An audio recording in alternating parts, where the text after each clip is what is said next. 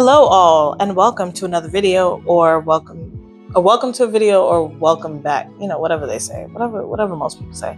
I recorded a whole video before, well, almost a whole video, and then I realized that my mic wasn't on, and that's not good. That's not good for continuity. So I was like, you know what? Let's start over. But welcome to another video. This is for the Single Awareness Day, also known as Valentine's Day, for those who are partnered up. So it is Valentine's Day, and for you singles out there, you've went on a few dates, didn't work out. Maybe people actually don't really like you. Maybe you are boring. No, I'm just kidding. No, there's a lot of things that go into like dating. That's especially ego. I think ego is a big thing that goes into dating. And just how people have been interacting with one another lately. I'm going to go into a few things about what I've learned with being single as a heterosexual woman, just so people know the point of view I'm coming from. But this applies to everybody, because no matter what gender you are, there's always going to be issues. There's always going to be people going to try you regardless. But yeah, these are just like a few things that I've learned on being single. So this is not to dog relationships or people in relationships, because there is also a lot to learn when you are in a relationship, and a lot of personal growth. I will say one of the few things that I did learn with my relationship is also like a compromise, for sure. But also that it's actually really nice to cook with a partner. Like, I'll cook for myself, it's fine, but I really don't like cooking. It's like it's the cleanup after the fact, like tasting the product, all that stuff. But it's like, I know you clean up as you go, but I still don't want to. Like, there's a lot of components and different pots. Like, that's too much. It's too much. I'll do it, but it's too much. But yeah, I love that. I love like cuddling with my partner. I love sharing shows and like laughing with my partner, especially making them laugh as much as they make me laugh. It's just like it's a good time all around. But with being single, this video just goes out to all my singles who are feeling lonely a little bit. Lonely, whether it's like you don't want to be in the dating scene or like in the hookup culture, or you're like, maybe take the silver lining out of this whole thing. Maybe it's not so bad. Of course, there's social pressure to the whole thing, but honestly, it's probably because I don't care to have a family, so that's also my perspective. But honestly, like, it's really not that bad. It's really not. You know what is bad is being with the wrong person and they really sucking the life out of you. But anyways, here's what I've learned.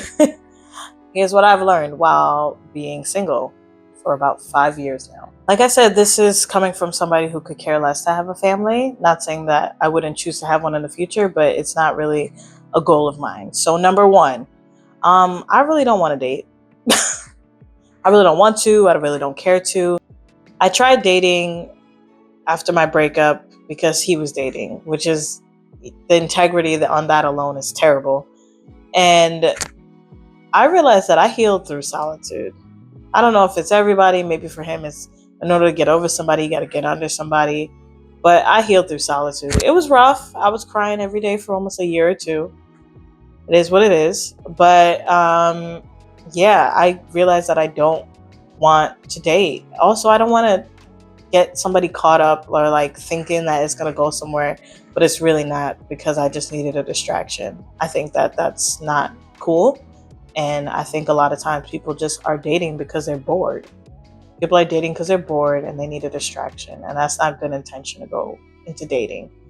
Unless you already know what you want, you already know that you want to be polygamous, you already know that it's just for funsies, because some people just do it for funsies, and that's cool too. But if you meet somebody who's going to be serious, I just don't want to waste nobody's time. I don't want to waste your time. I don't want to waste my time.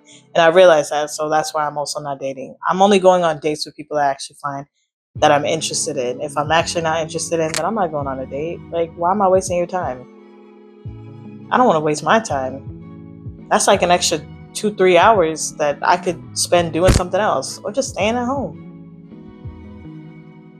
enjoying my rent, Being single, number two, investing in friendships. It invested a lot in my romantic relationship. I invested so much. And I realized, like, post breakup, I have all these people that really love and care about me. Not saying that I neglected my friendships completely, because it was so long ago. I can't remember how I really operated before, but it wasn't that bad if, my friends were still there for me. But it really did make me look at, like, my friendships. Like, this is what I would want in a partnership, is how my friends treat me. You know what I mean? So they were there for me. They helped build me back up, gave me confidence again, and really helped me to be the person that I am today. So I love my friends. If any of y'all watching this, hey. I think post breakup, I didn't like who I was becoming. Not saying that had anything to do with my partner. I just realized that I kind of morphed into, like, my partner's routines and stuff like that. And, like, I came in as an individual, but then I was in it like a codependent. Like, we were like a little codependent. But, there's a difference with when you don't see them that often because they're, like, overseas. But it's still like, have a sense of identity. And I think back then, like I said, not any fault to my partner, but I didn't really have my own identity. And that probably has to do something with, like, just never really taking out the time to really think about who I am and, who I am as a person, like what I want to represent, and, like, having that level of integrity. So I will say that, number 3, I had to do that introspective work. Like, did I really know who I was becoming? Or do I like who I was becoming? And number 4 is going to be boundaries. We say boundaries a lot. I've said boundaries a lot. And I've realized that not that I don't really know what it is. There's just different aspects of boundaries. Like, yes, saying no to your job when they try to call you in and stuff like that. But there's a level of boundaries when it comes to other people. And I realized that I let things slide too often off of a misunderstanding. And I just need to be assertive and nip it in the butt right there, because I let things slide too much. And then when you let things slide too much and then you stand up for yourself, then those people are like, they double down on it, because they're like, this person never stood up to me before, so they got to double down or something like that. I don't know what it is for miserable people to act up and have their egos on the forefront, but it's really weird, and I can never empathize with that because I'm not that person.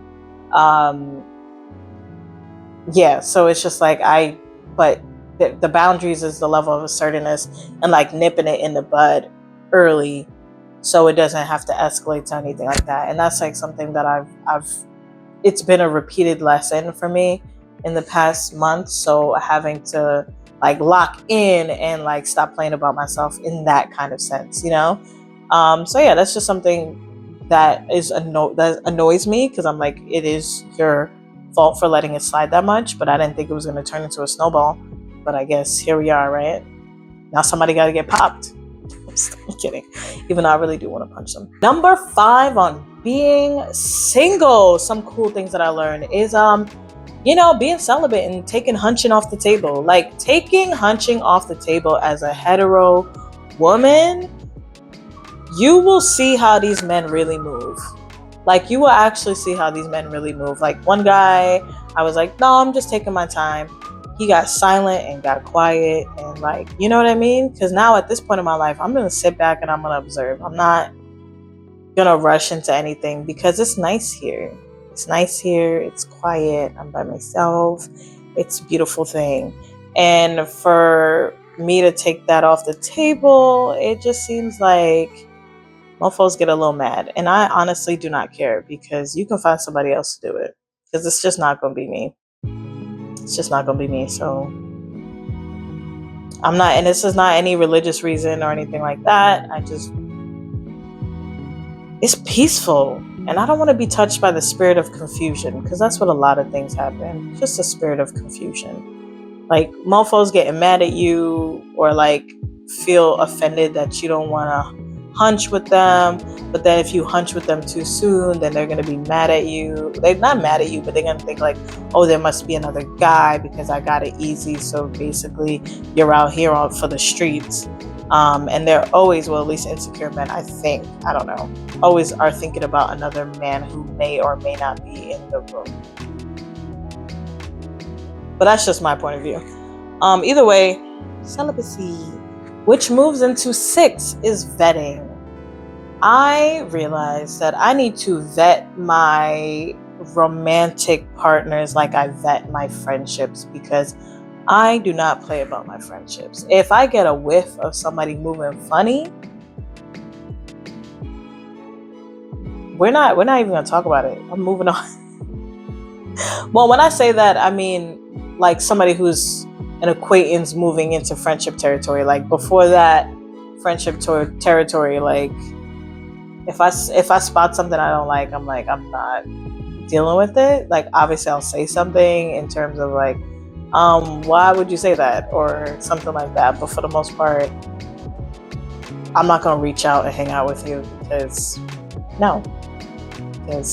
something in my spirit say you ain't right. That's it.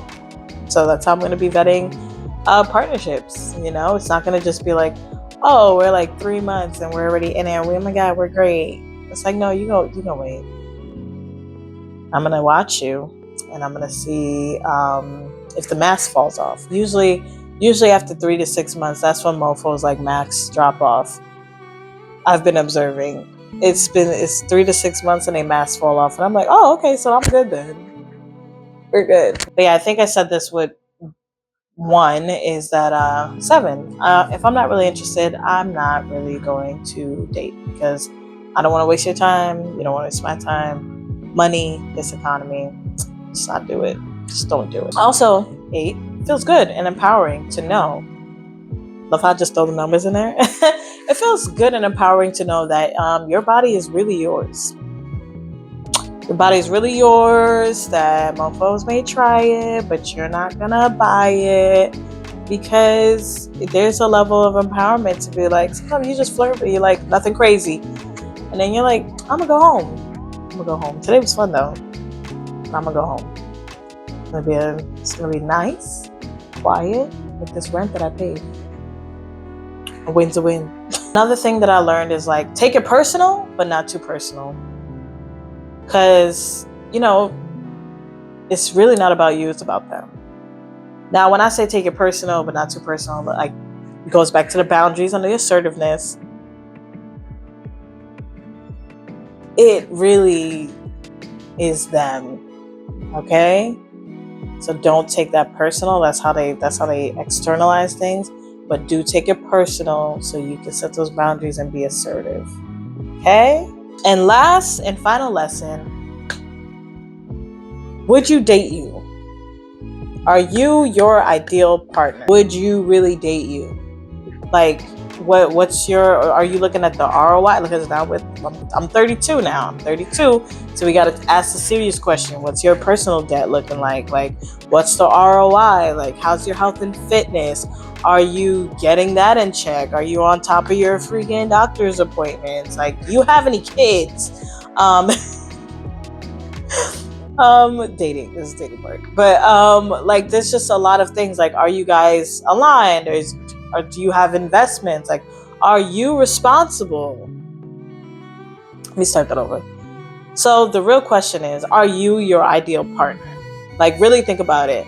And it's not just about the job you have. It's not just about like, oh yeah, I put it on right. Like, no, like, would you actually date you? Like, are your investments in order? Like, do you have your ROI for retirement? Because we are not trying to be out here working well into our 60s. I'm not. I don't know about y'all, but I'm not trying to work some laborious job out here. Like, I'm not trying to do that. Like, are you getting into a routine? Because once you get with a partner, the routine changes sometimes. If you set your routine because you're an individual and you gotta put me first, then that's a different thing. At least when it comes to your health and fitness. But yeah, is your health and fitness on point? Like, how's your credit? All these things that will merge together when you have a partnership, and the level of compromise that you have to do. Are you willing to compromise? Are you willing to compromise in this moment of your life? I am not. So these are like all the things that I've realized when I'm single, especially am I my ideal partner? On the surface, yeah. Outgoing, out here getting this bread, and like, really cool person, really cool person, you know, but there are some things on the back end, especially when it comes to my routine and health, that I want to get into check, you know. And of course, I really don't really want to be dating out here until I go to therapy. Not just for dating, just for me as a person, to see if this things align. So there's a lot of things that I want to do. There's a lot of things that I need to do, but being single, I think it's really settled in this year that I am gonna be okay. And so are you. There is so much to life that it doesn't have to revolve around having a person. It's nice, don't get me wrong, and it's okay to have a desire to want to be in a relationship. I don't understand it, but sure.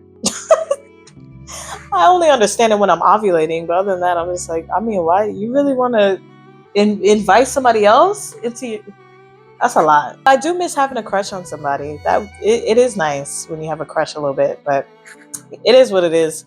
But yeah, thank you guys for watching. Hopefully this has helped you a little bit with your possible Valentine's Day woes or single awareness woes. There's so much life to learn. There's so much life to live. Make sure you get use some hobbies. Like, you can't just be sitting around expecting somebody to come around and go get you. Like, level up, get your looks up, get your money up, and love you. At the core of it, love you. Okay, that's what really matters, is loving yourself. Everything else will fall into place when you love yourself and you actually like take the time to take care of you, is what I'm learning.